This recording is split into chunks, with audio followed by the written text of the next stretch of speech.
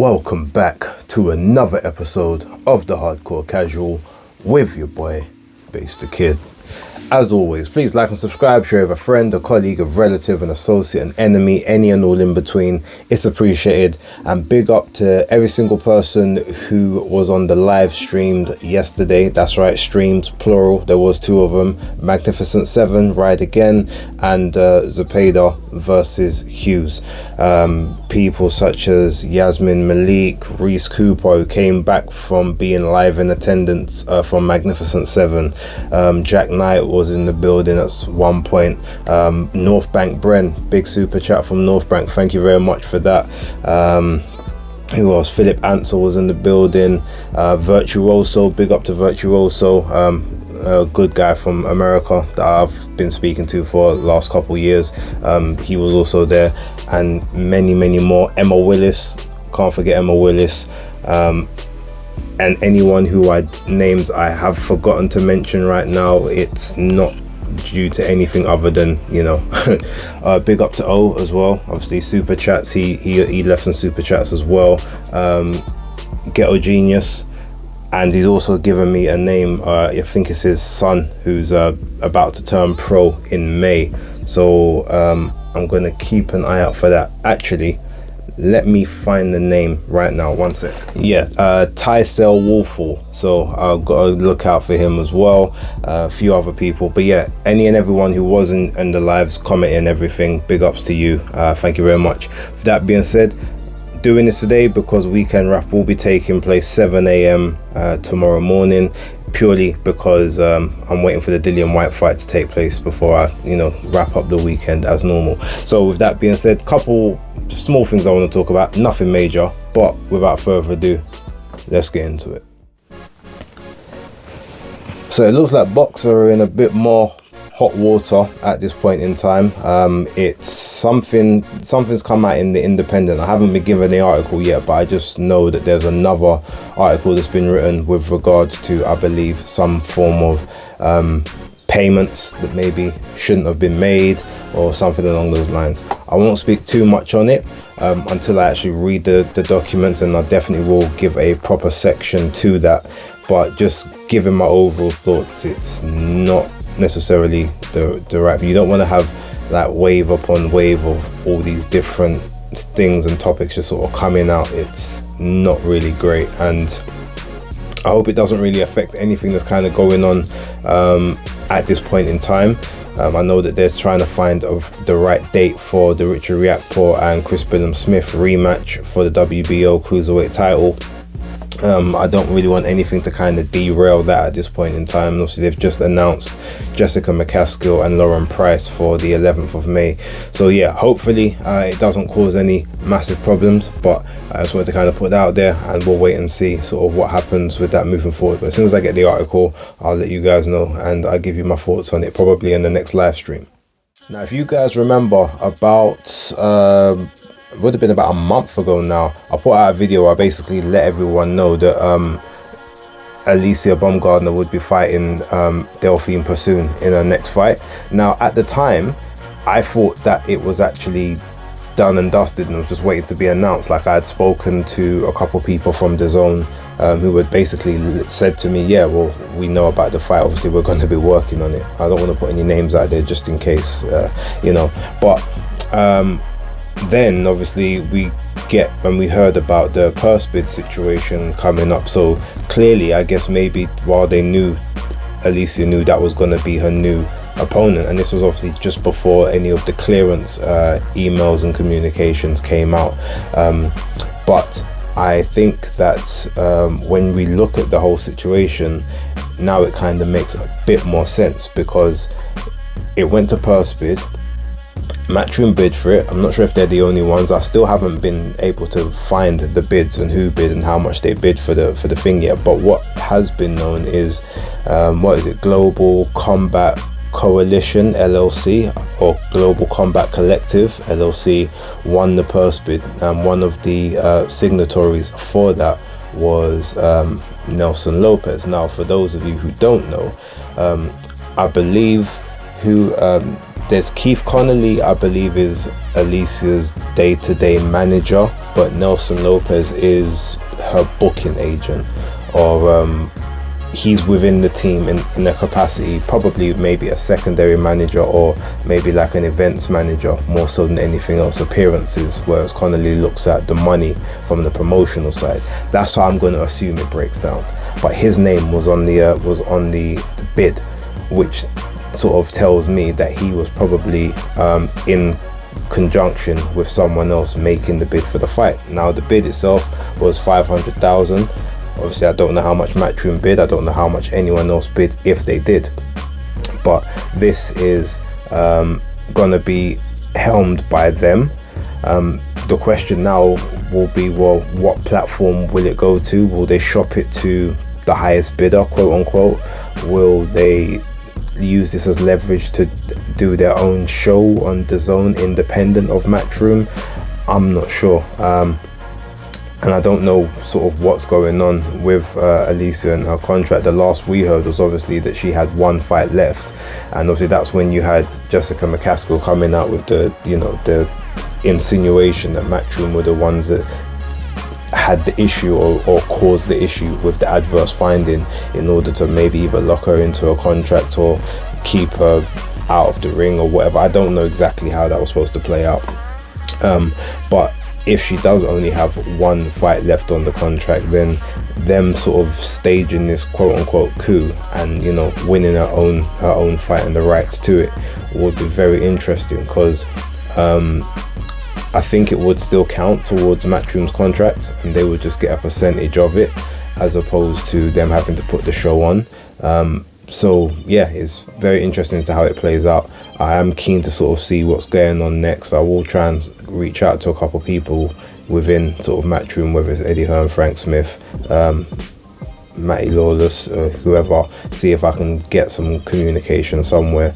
I've also reached out to Nelson a week ago. I'm waiting on a response from a separate matter, but I might do a follow-up email just trying to find out what's going on there.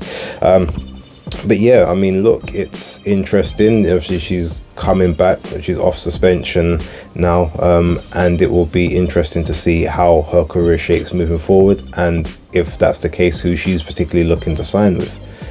Because the way it looks, apart from maybe MVP Promotions with Amanda Serrano, who is 126, there's nowhere else that she can go that's got belts. She's got all the belts at 130. All the other people around the 130 to 135 division, all the heavy hitters, realistically are on the Matchroom side of things. Boxer, you've only got Caroline Dubois, so unless it's maybe she wants to get into a boxer contract to go and face Caroline Dubois for a vacant 135 or something, it's weird. But that being said, if that is what's happening and she is looking to sort of leave Matchroom, hey, good luck to her. I'll definitely be still interested to see what's going on. But with regards to this fight, I wouldn't be surprised if it ends up on Fight TV, if they don't obviously have a broadcast deal or some kind of streaming deal already set up. But we'll look for that sort of moving forward.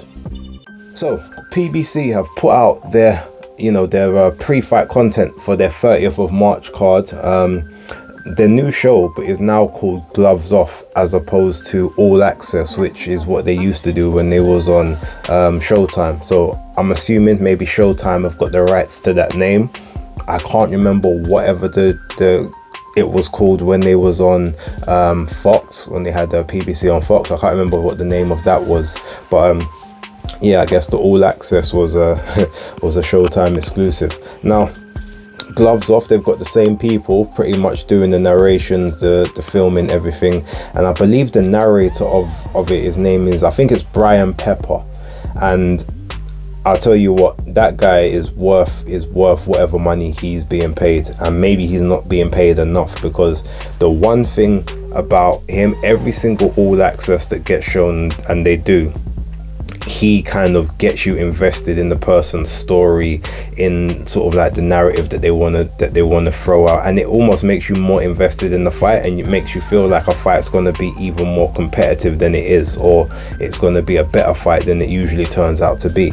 And it's all due to his narration. So big up to Brian Pepper. There was 2 episodes that came out. They were both interesting. Obviously you get to see a bit of Rolly Romero's sort of background with his dad, you know, obviously eating in the Cuban restaurants, little Cuban communities there in, I think it was Miami. He's back in the Salas gym, and I didn't actually know that he went back to Ismail Salas, so that maybe could help him in some aspects, you know, working on his technique and some of his movements.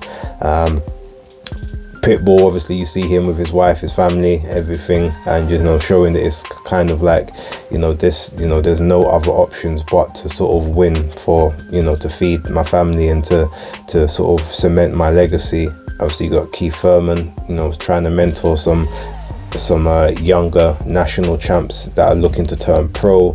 You've got obviously Tim Tszyu, him and his family, obviously him talking about being away from his wife and the children, doing his camps in America, looking to take over there. And obviously he was saying that him and his dad they don't get to see each other much because his dad's gone and moved back to Russia, whereas obviously he's in Australia, which is, you know, that's something that I guess a lot of people forget. Like Tim Tszyu is a Soviet child. He's of that Eastern Bloc, so even though obviously he was born in Australia, that's his heritage.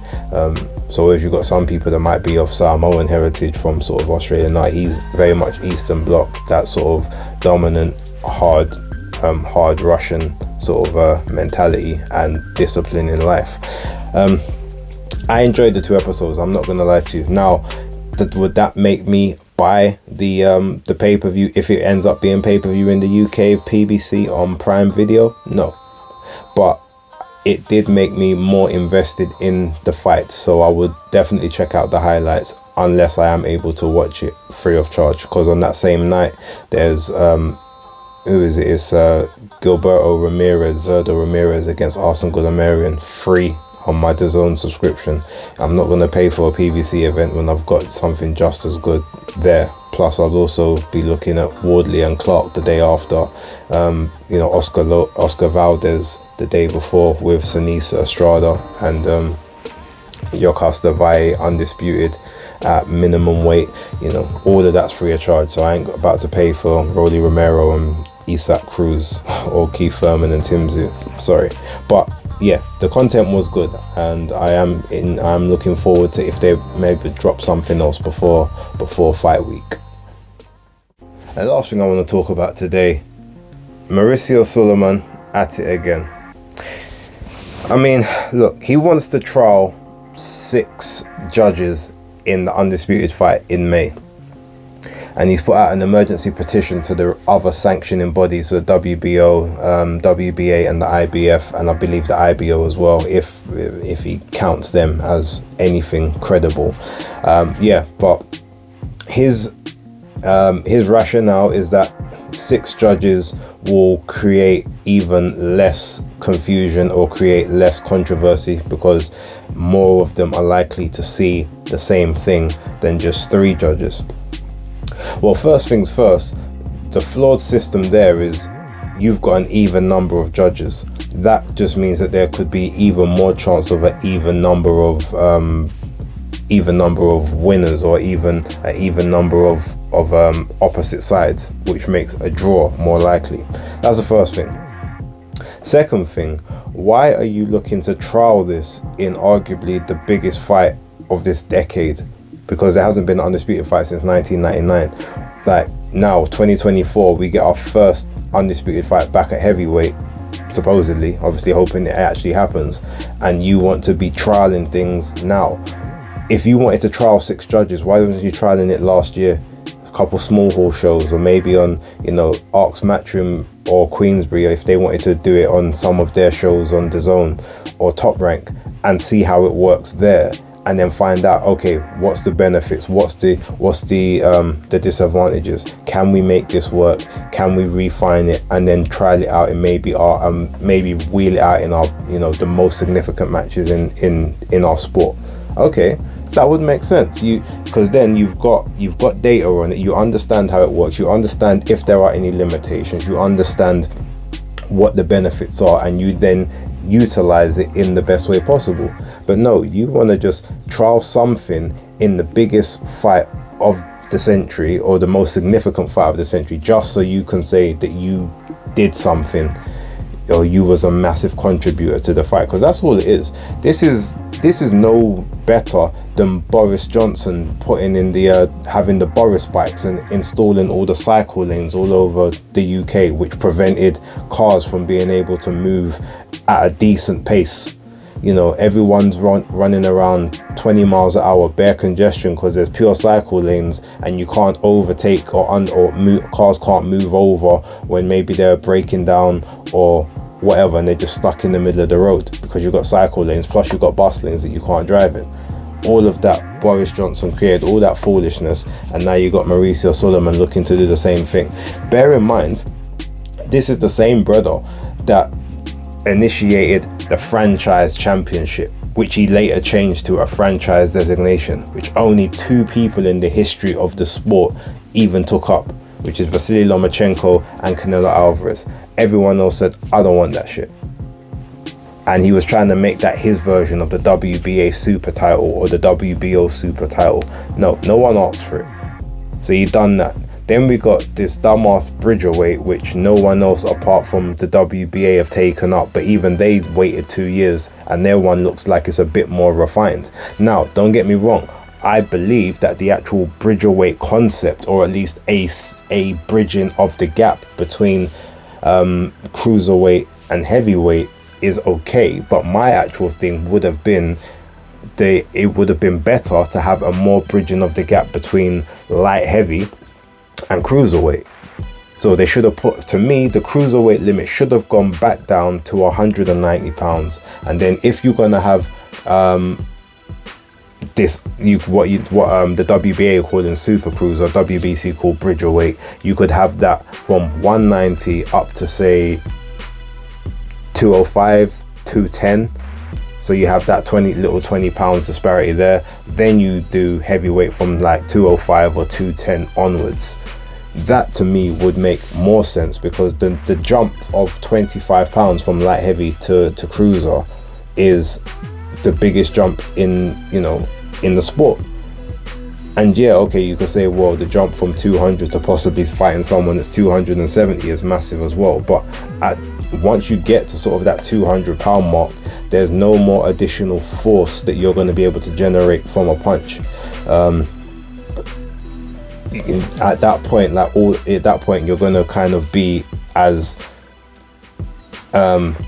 advantaged or disadvantaged. It's all kind of going to level itself out from sort of that 200 to 205 to 215. So like in that particular instance, that would make more sense to have stages, but from 175 all the way to when heavyweight starts, maybe have 2 divisions in there. But yeah, you got the Bridgerweight thing from 200 to 224, which no one wants to enter. Like no one's fighting for it because they know the money's at heavyweight. And if it's not a heavyweight, because Bridgerweight's not recognized anymore, so there's no way to unify. So ultimately people are just going to go back down to cruiserweight if they can, because at least they can get multiple belts down there. So this guy, I mean, the only good thing him and the WBC probably done in the game is the 10-point must system. And even that is sometimes flawed, because it means that for every round someone must get scored 10 points. Even if there's multiple knockdowns in the round. You don't end up with an 8-7. You end up going back to a 10-9. Like it's, there's flaws there, but that's the only probably decent thing that they've implemented.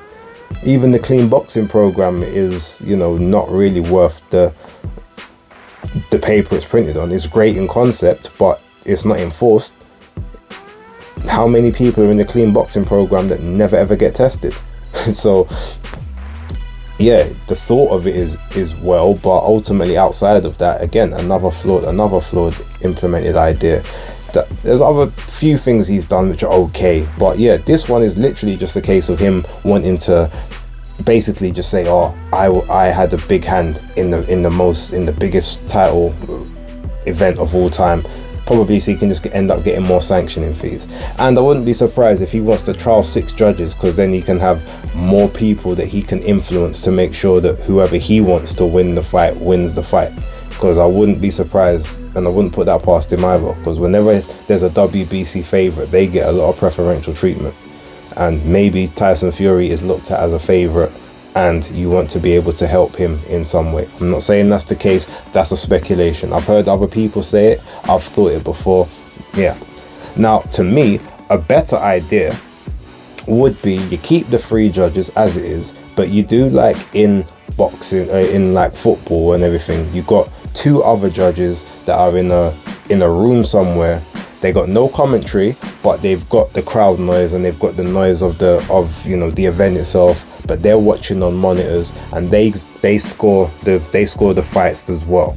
And then if you get a wild swing between, like, say one judge has got it 115, 113, but then another judge has got it the other way, like 117, 111, or 118, 110, then you say, oh, and then maybe the other judge has now got it 114, 114.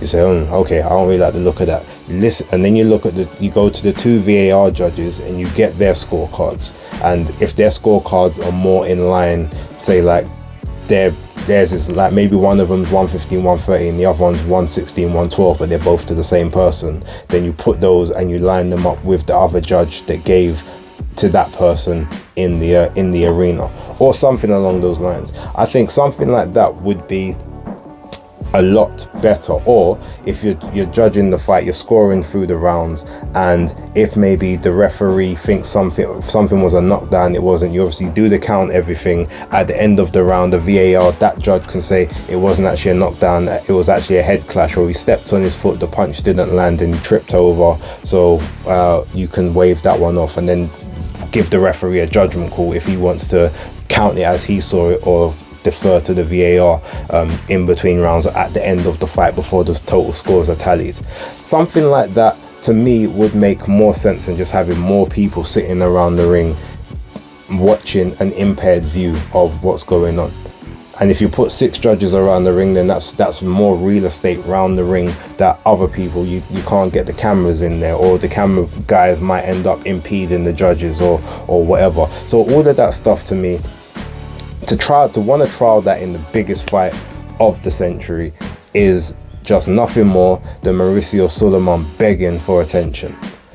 And it's about time that someone calls him out on it. Now, to be fair, there's been a couple channels that have tried, and he always tries to deflect an XYZ, but yeah, he's really not a nice guy. And he like I said, he's got some decent initiatives that he has put in place, but everything about him is a cash grab. Everything's a new belt. I guarantee you've got the Saudis making the undisputed belt. I guarantee he's gonna make a special WBC undisputed belt to go along with it, just so he can add more sanctioning fees to the event. But look, that's what I'm gonna leave it there. Ranted too much on Mauricio Sulaimán, but leave your comments down below. Let me know what you think about that situation, and let me know if you've got any other ideas, whether you think my idea was a good one or not, or how you would do it, or if you're happy with things being as they are. Just make sure you get competent judges, whatever. Let me know. But for right now, thank you for watching. Don't forget, weekend wrap first thing in the morning, and that's the Hardcore Casual out.